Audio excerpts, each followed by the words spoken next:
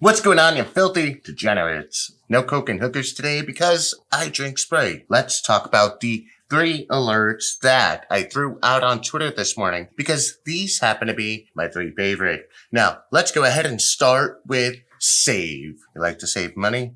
You jump on Spirit. Yeah, the seats suck, you're cramped, and you got to pay extra for a bag. But the fact of the matter is, it's a recovery play. Let's go all the way back to 3/17/2021 when the stock was trading at 40.77. We see here just dipped, which means bargains. Now, retail traders, they love to, for whatever reason, buy it, the big green candle. No, you look for deals. It's the market. You want to go into the bargain bin. And this here is what I believe to be bargain bin.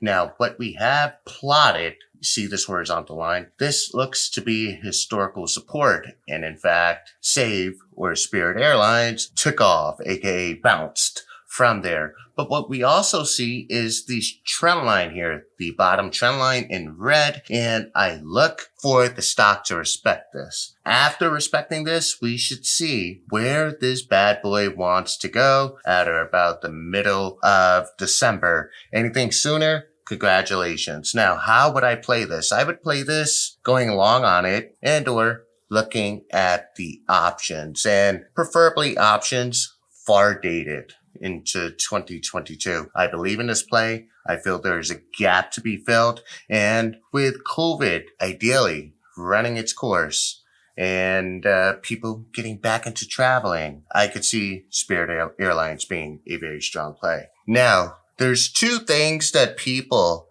are absolutely terrified to look at. 1, a positive pregnancy test. 2, their credit score. But here we have Equifax. And my, oh my, she's running high. She's running mighty. Analysts give it a high price target of $330. Now, why is this my pick and why am I bullish? Well, we do have a very solid trend here. We do see some retracement and we're looking at the RSI. We have some strength at 53, but ideally what I would like to see is a bounce off of 50 on the RSI and a continuation of this trend. Should that not happen, you can get this at a bargain. This is why we have the support line here at $266. This is something you want to look for, but if you're bullish over the long term, it is a deal. And hey, why not? We got some contracts expiring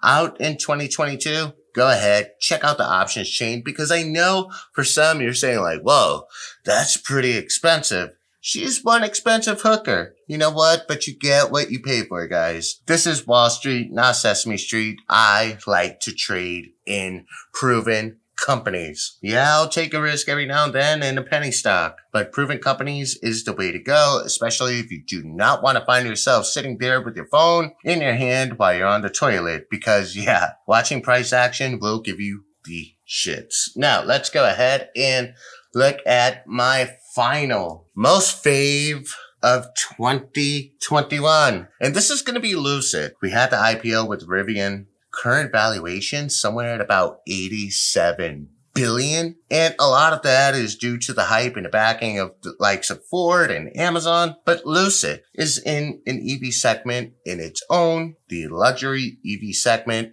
And I feel that that actually attracts an audience with an incredible amount of discretionary income. So these are not limited folks. They're like, hey, I want EV.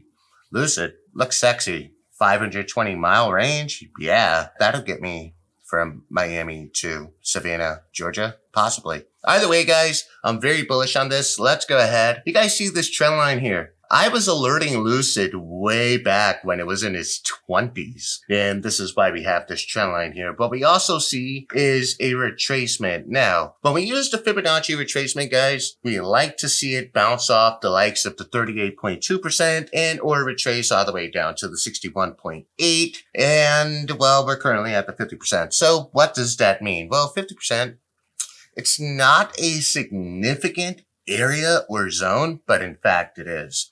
And what we can see here is the ATR at about $4.58 on the day, or that's the average true range. And we also see a little retracement on the RSI because it was heavily overbought. But I like to see this bounce off the 50 area and or remain bullish and exit through the $46 area, which 45.46 looks to be resistance. I believe we break that, we head on over to the 50s and the 54s. Now, keep in mind, guys, we have a major gap to fill way up here, and that's $65. I'm bullish. And if you're bullish, you probably go ahead and take out some contracts or just buy the stock, right? We got earnings coming up next week. You know what they say. Buy the rumors, sell the news, people get enthusiastic, and there's nothing wrong with that. This is Gabe. I am signing out. These are my picks. Make sure you follow me on Twitter. And if you want a print, hey, you came to the right channel. Make sure you guys like, share, subscribe. This is Gabe. I'm signing out. Peace.